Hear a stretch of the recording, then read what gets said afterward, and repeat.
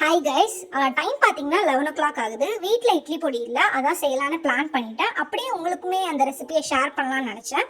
So ரெசிபிக்கு தேவையான ingredient எல்லாமே நான் ஸ்க்ரீனில் ஆட் பண்ணியிருக்கேன், பார்த்து தெரிஞ்சுக்கோங்க.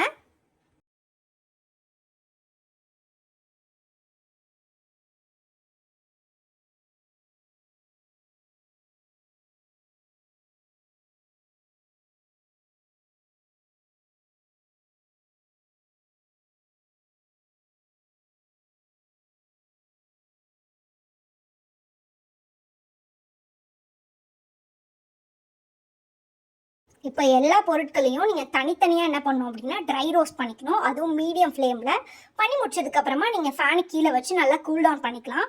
கூல் டவுன் பண்ணிவிட்டு நீங்கள் டேரெக்டாக வந்து மிக்சியில் போட்டு நல்லா கிரைண்ட் பண்ணிடணும். கிரைண்ட் பண்ணி முடிச்சதுக்கப்புறமா அதோட கன்சிஸ்டன்சி பார்த்தோன்னா குறைன்னு இருக்கும். நீங்களும் இந்த இட்லி பொடி ரெசிபியை செஞ்சு பார்த்துட்டு எப்படி இருக்குன்னு மறக்காமல் கமெண்ட்ஸில் சொல்லுங்கள்.